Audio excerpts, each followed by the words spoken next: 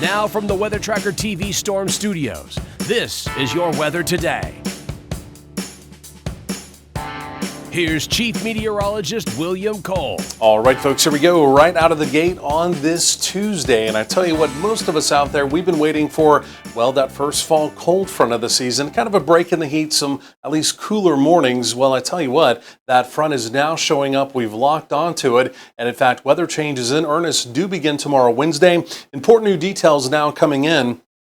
And in fact, before we even talk about some of those less hot temperatures, we may be dealing with the North Texas doozy tomorrow evening, tomorrow night. Heavy rain, some severe weather, maybe even an opportunity of some flooding in parts of the area as well. So we've got a lot of details to cover here over the next few minutes. But it's going to be another hot one today. Again, lower 90s as we go through this afternoon. We're basically dry. There will be some increase in cloud cover, though, as we go through the afternoon. You'll notice that this is where we started the morning. Here in the Metroplex, right around 70. Some of our outlying, more rural areas flirting with the 60s. So a little bit fresher out the door this morning. But again, locally, here in the Metroplex, again, most of us right around 70. You can see there are a few exceptions here or there, but I tell you what, those 70s for morning lows, those will be a thing of the past in just a couple of days. Again, more on that coming up. But there's been some rain, at least over the last 24 hours. Where in the region has the rain been? And again, most of it's been out in the high plains, even out across parts of our Texas panhandle as well.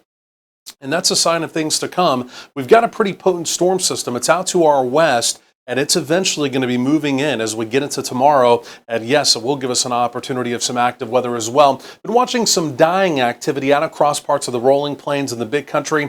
That activity out there around Childress, think that's going to dry up. I don't think that's going to make it into our western counties. But again, you can see all the active weather out here across the Intermountain West. As it turns out, that is a fairly significant upper level storm trough.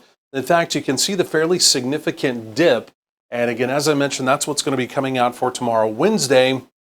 As that comes out, it's going to give us at least initially an opportunity of some rain, some storms for, again, late tomorrow, Wednesday, some less hot temperatures as we begin to close out the work week. But then I tell you what, by Friday, we've got another piece of energy up here to the north. That's going to come also diving down, and it's got some cooler air with it. And in fact, heading into this weekend, temperatures will be not less hot, but temperatures will be cooler. And in fact, we'll talk about that coming up. But at least as we go through the day today, all the active weather through this afternoon, basically staying out to our west. Even this evening, tonight, we'll be watching another kind of dying round of opportunity of active weather coming in from the west. I don't think that makes it into our western counties. And then as we go through tomorrow, this is mainly later in the day, again, coming northwest out of Oklahoma, we should have a fairly decent push of thunderstorm activity. And again, any of that could be severe. So there goes the morning activity this morning drying up. We'll watch this afternoon and evening. Notice I think it dries up right before it makes it into our western counties overnight. Then as we go through tomorrow, Wednesday, there could be some scattered activity around as we go through the day. Through most of the afternoon hours, I think we're relatively quiet. But then take a look at this. You can see this coming in from the northwest, a pretty decent push of activity. Again, any of this here could, number one, be severe with an opportunity of hail and wind, but also heavy rain and localized flooding may also be a concern with that activity as well, again, as we go through late tomorrow evening and into the overnight as well. Here's a different solution, two different high-res models. One's a little bit faster, kicking off the activity as we go through the late evening. One brings it through overnight. But again, regardless, the timing, we'll continue to work that out, again, as we go through this afternoon. So then talking about the opportunity of heavy rain building in, look at some of these rainfall projections. And keep in mind, most of this will be occurring within about a 3 to 6 hour time frame. A lot of locations, the projections there up around 2 inches, maybe a little over 2 inches. So again, yes, a good generous rain.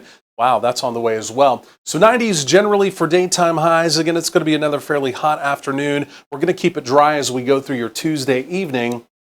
And again, you can see temperatures there essentially easing through the 80s. It'll be a fairly warm evening out there. And so then 70s overnight, the humidity greatly increases as we go through the overnight. In fact, out the door for tomorrow, Wednesday, it will be a balmy start to the morning. But again, high temperatures tomorrow begin to stall out. And in fact, we're talking about more 80s around the area for daytime highs. And then again, you can see as we go forward in time, it's going to be that more likely opportunity of rain and storms, especially Wednesday evening, Wednesday night, tapering off on Thursday. We trim down the temperatures by Friday. Here comes that secondary push of cooler air. And look at your Saturday daytime high of only 73.